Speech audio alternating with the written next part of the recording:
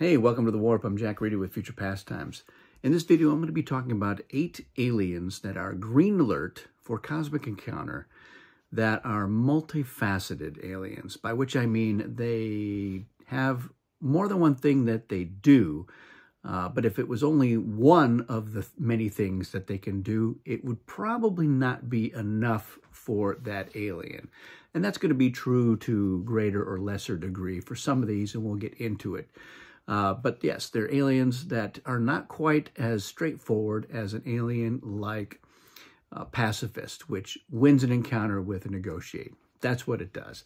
Trader trades hands. Sorcerer can switch the 2 cards. It's one thing. It's pretty straightforward. These aliens, they're multifaceted, so they're not doing just one thing. In some cases, the 2 things that they do are kind of in the same ballpark. It's the same general kind of idea, but I included them on this list anyway. So we get into another separate video on yellow alert and another one on red alert. We'll see that that might open up a little bit more. So let's get into it. We're going to start off with an alien from Cosmic Odyssey, and that is the Assessor. So let's take a look at what Assessor does here. Powered attacks. So one of the things that it does is when another player, as the offense or an ally, sends more than one ship into an encounter, Assessor uses his power to draw a card at random from that player's hand and places the card face down on the sheet. Cards are not part of Assessor's hand, but they can look at them. So that on its own is something. Is it enough for an alien? I didn't think so when I was putting this alien together, so it does a little bit more. At the end of the encounter, if you have 8 or more cards on the sheet, choose one to add to your hand and then discard the rest. Now that's pretty good. It's pretty related to the first part. So maybe those 2 things together are enough for an alien. I did add a little bit more though. When any other player would draw cards as rewards or as part of a new hand, you may give that player 1 card of your choice from the sheet as a refund instead of one of the cards they would gain. So I think that maybe you could have, in taking a card from player, gone with either of these 2 options, but I felt like Assessor would be a better alien and more fun to play if it could do both of these. And I didn't feel like it was really breaking the bank in terms of, oh, there's so much going on. I think it's a manageable amount. I think it still can be green alert. It's pretty easy to understand. If you're going to send 2 ships into the encounter as the offense or an ally, Assessor's going to take a card at random from you.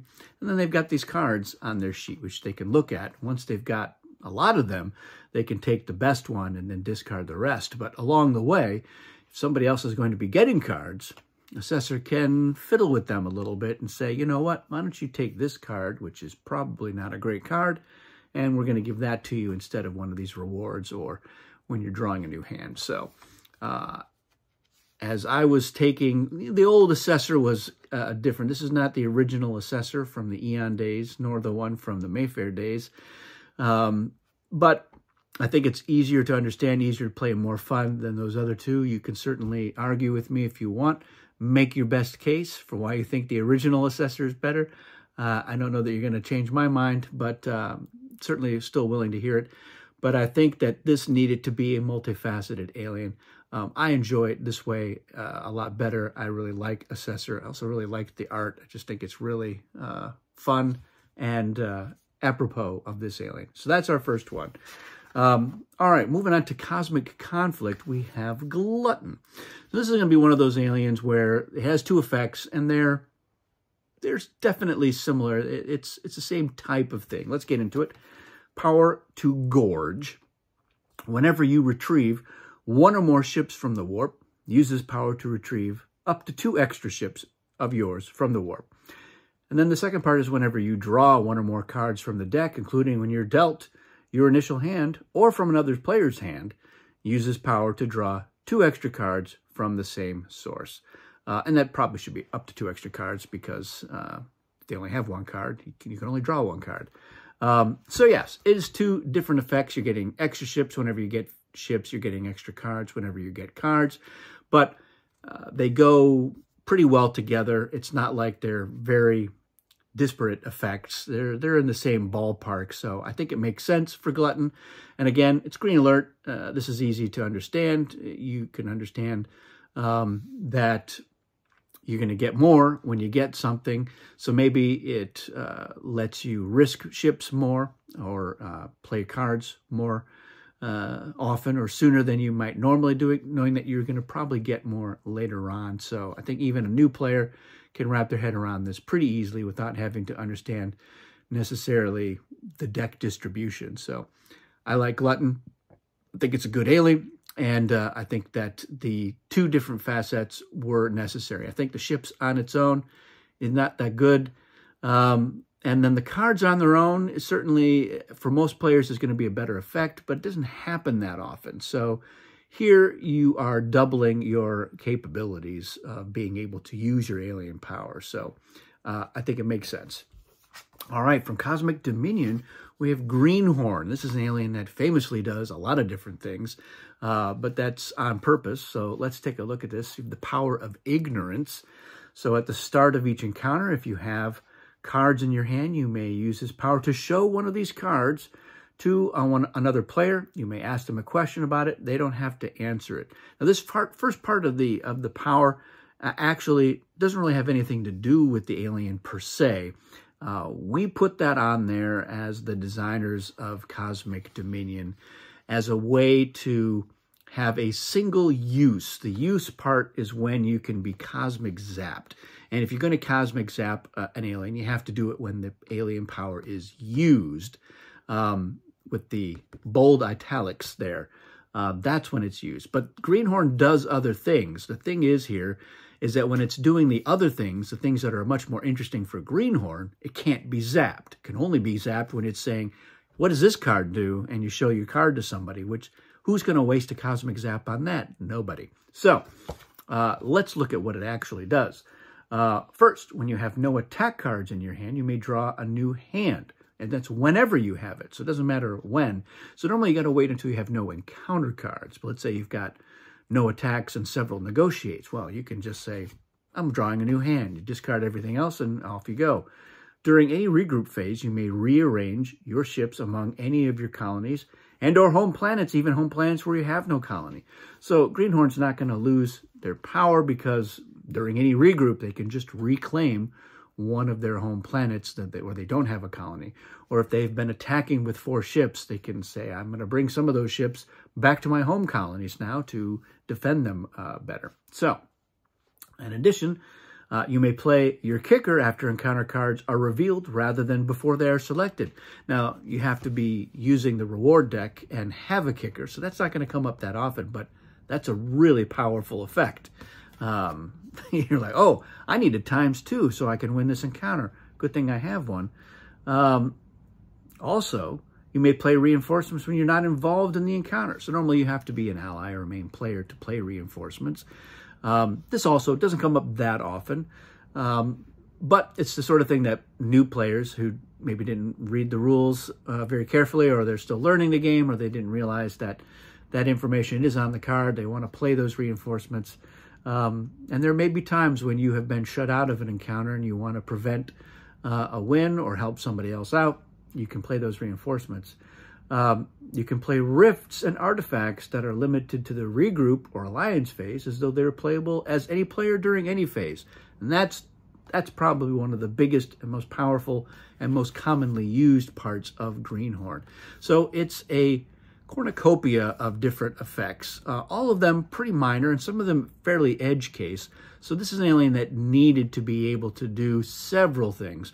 But the whole theme of this alien is that it's all the things that new players might accidentally think that they can do, and now Greenhorn can do them. And that's at the heart of why it's a green alert alien as well. It helps that it's Greenhorn and it's green. I think that if there was a different alert level, there would be disconnect for some people, I think. But here, I think again, it's easy to understand because it's leaning into those common misconceptions or mistakes that a new player might make anyway. So now they feel like, okay, well, I guess because I can do this, normally I can't do that. So that makes sense. And it's all fairly straightforward and easy to understand stuff. The kicker, a little bit more advanced. Are you going to have a kicker in every game? Probably not. It's not even when you are using the reward deck all the time, you're not necessarily going to get a kicker. But it is a really powerful effect, so I think it's okay that it's a rare that it will happen. It's a really chance for Greenhorn to shine as well. All right, from Cosmic Odyssey, we have Magnet. A Magnet, like Assessor, is an alien that used to be part of Cosmic Encounter. It didn't show up until the very last expansion that has been done, but it has been changed a little bit, and it's a little bit more of a multifaceted alien. So let's look at what it does, and I'll compare it to the original as well. So you have the power to attract or repel.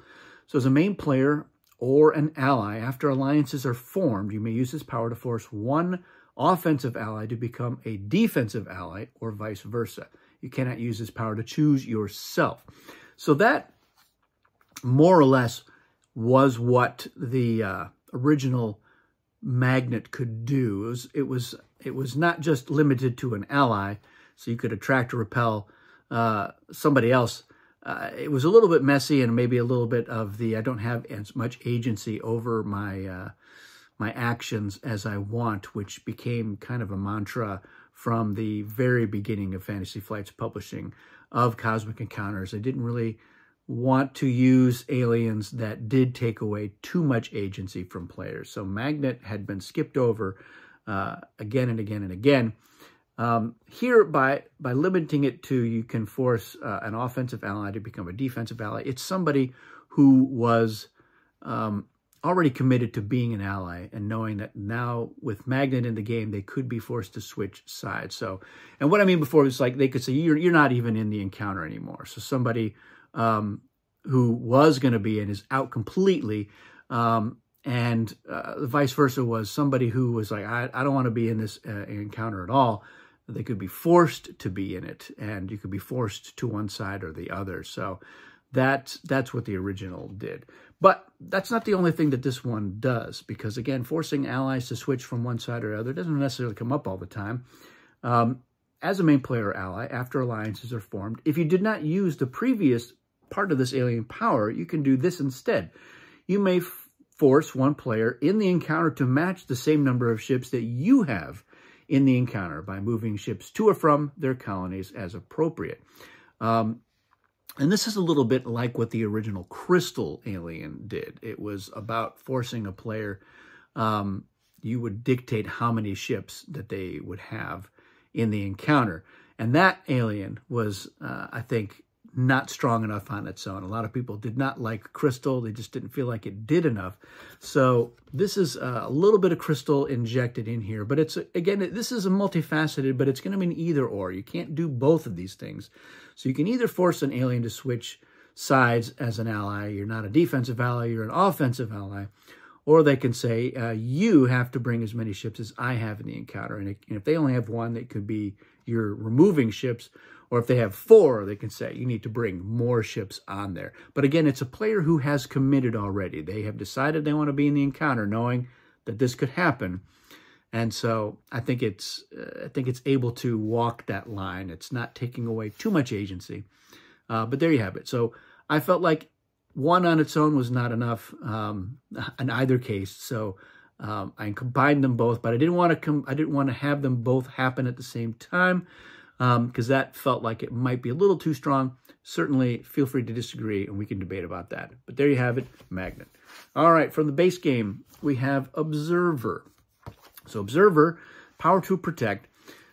This has 2 similar effects. It's how they're implemented that makes them different. So the first one is, as an ally, whenever you should lose ships to the warp, use this power to return them to your colonies instead. So it lets you ally with reckless abandon. You can't lose your ships as an ally.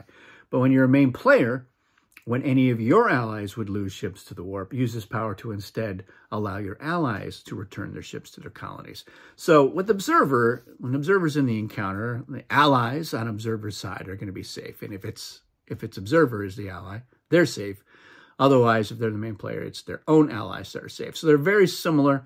And again, I think in both cases here, you know, if it was just a first effect, you're basically a ally-only zombie, which is, you know, not as good as zombies. So why would that be good? And here, you know, having allies be safe is okay, but it was an alien that, again, needed a little bit of extra on there to make this feel like a strong contender with the other aliens in the universe of cosmic aliens. So I think Observer actually is pretty good. I think it's an underrated alien. I like to play it because, again, it lets me ally with 4 ships all the time. And it's got the soft advantage of being able to attract allies because they feel like, all right, it's a safe bet. I can risk it because if we lose, I'm not really going to lose anything. So I think it's pretty good use of that. All right, next up we have Perfectionist. So this is the alternate timeline version of Perfectionist from Cosmic Odyssey. So this is replacing the original Perfectionist, which did even more than this one did. So this is one of the cases of an alt timeline alien that toned down the original. And we'll talk more about that in a separate video as well. But this is a green alert alien. It's still multifaceted, even though it's toned down. So the first part is once per encounter, when you add any cards to your hand, you may use this power to place any of those cards face down on the sheet in a reject pile. You may also use this power when you are dealt your starting hand. So this is just a hand management alien right now that can just not have the cards it doesn't want. When it gets cards, it can say, you know what, I don't want this one, I don't want this one, and I don't want that one. Just keeping the good ones, the bad ones are on the sheet. When another player would take cards from your hand at random, you may use this power to force that player to take some or all of them at random from your reject pile instead. So this is an effect that is also part of the original Perfectionist, but it doesn't come up that often. So having an alien that's what it does is just not going to be a very good, compelling alien. So it's a little bit more that goes on here.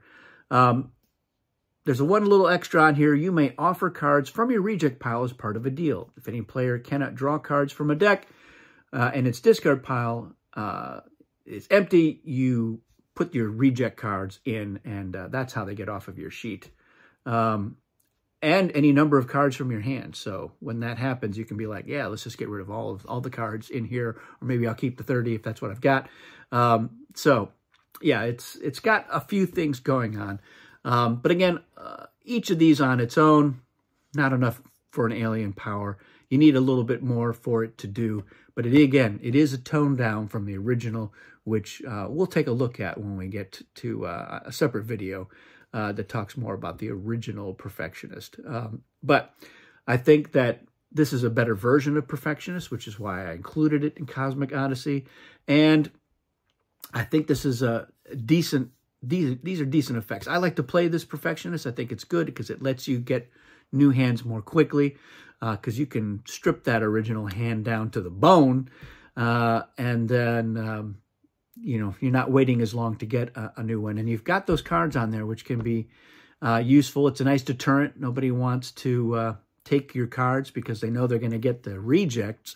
But you can also put cards out there. This is good. This is an alien. I like to look at what other aliens are in play, because if there's aliens that are looking for certain types of cards, Reserve is looking for cards that have a low number, and Pacifist is looking for Negotiates, and so is Nanny, and so is Loser.